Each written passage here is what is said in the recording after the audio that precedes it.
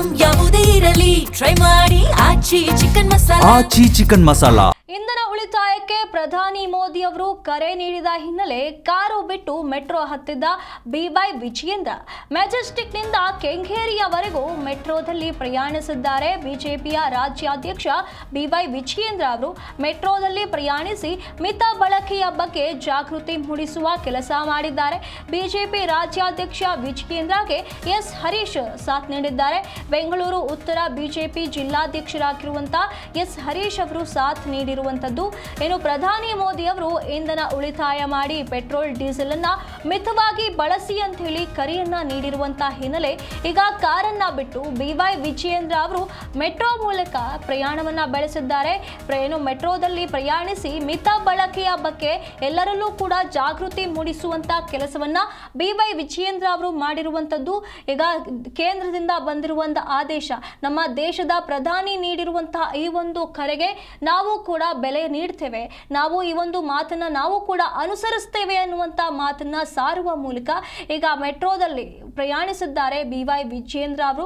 BJP ರಾಜ್ಯಾಧ್ಯಕ್ಷರಾದಂತಹ B Y Vijayendra ಅವರಿಗೆ S Harish ಅವರು ಬೆಂಗಳೂರು ಉತ್ತರ ಬಿಜೆಪಿ ಜಿಲ್ಲಾಧ್ಯಕ್ಷರು ಕೂಡ ಸಾಥ್ ನೀಡಿರುವಂತದ್ದು. ಇಲ್ಲಿ ಇಂಧನ ಉಳಿತಾಯಕ್ಕೆ ಪ್ರಧಾನಿ ಮೋದಿ ಅವರು ನೀಡಿರುವಂತಹ ಕರೆಗೆ ಇವರು ಕೂಡ ಬೆಂಬಲವನ್ನ ಸೂಚಿಸುತ್ತಿದ್ದಾರೆ. ಮೆಟ್ರೋದಲ್ಲಿ ಪ್ರಯಾಣಿಸಿ ಮಿತ ಬಳಕೆಯ ಬಗ್ಗೆ ಜಾಗೃತಿ ಮೂಡಿಸುವಂತ ಕೆಲಸವನ್ನ ಬಿವೈ ವಿಜಯೇಂದ್ರ ಅವರು ಮಾಡಿರುವಂತದ್ದು. ತಮ್ಮ ಜವಾಬ್ದಾರಿಯ ಬಗ್ಗೆ ಎಲ್ಲರಿಗೂ ಕೂಡ ಸಾರ್ತಾ ಇದ್ದಾರೆ, ಸಂದೇಶವನ್ನ ನೀಡುತ್ತಿದ್ದಾರೆ. ಎಲ್ಲರೂ ಕೂಡ ಇಂಧನವನ್ನ ಮಿತವಾಗಿ ಬೆಳೆಸಬೇಕು, ಹಾಗಾಗಿ ಮೆಜೆಸ್ಟಿಕ್ನಿಂದ ಕೆಂಗೇರಿಯವರೆಗೆ ಮೆಟ್ರೋದಲ್ಲಿ ಪ್ರಯಾಣವನ್ನ ಬೆಳೆಸಿದ್ದಾರೆ ಬಿವೈ ವಿಜಯೇಂದ್ರ ಅವರು. ದೇಶದ ಹೆಮ್ಮೆಯ ಪ್ರಧಾನಮಂತ್ರಿ ನರೇಂದ್ರ ಮೋದಿಜಿಯವರು ಈಗಾಗಲೇ ದೇಶದ ಜನತೆಗೆ ಒಂದು ಕರೆಯನ್ನ ನೀಡಿದ್ದಾರೆ. ಜಗತ್ತಿನ ಇರ್ತಕ್ಕಂಥ ಪರಿಸ್ಥಿತಿಯನ್ನು ಅರ್ಥ ಮಾಡಿಕೊಂಡು ಅಮೆರಿಕ ಮತ್ತು ಇರಾನ್ ಮಧ್ಯೆ ನಡೀತಾ ಇರ್ತಕ್ಕಂಥ ಯುದ್ಧ, ಆ ಯುದ್ಧದ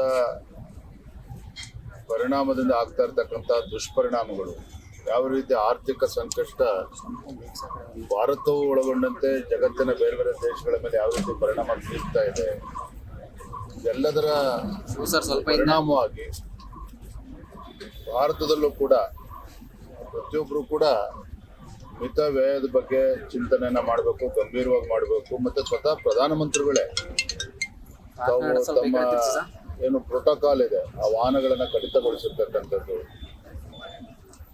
ಪ್ರಧಾನಮಂತ್ರಿಗಳ ಅಪೇಕ್ಷೆ ಮೇರೆಗೆ ನಮ್ಮ ರಾಷ್ಟ್ರೀಯ ಅಧ್ಯಕ್ಷರು ಸಹ ಅದನ್ನ ಅನುಸರಿಸ್ತಾ ಇದ್ದಾರೆ. ಮತ್ತೆ ಇದು ಒಳ್ಳೆಯ ಚಿಂತನೆಯೂ ಕೂಡ ಹೌದು. ಹಾಗಾಗಿ ಈ ನಿಟ್ಟಿನಲ್ಲಿ ಪ್ರಧಾನಮಂತ್ರಿಗಳೇ ಕರೆ ಕೊಟ್ಟಂತ ಸಂದರ್ಭದಲ್ಲಿ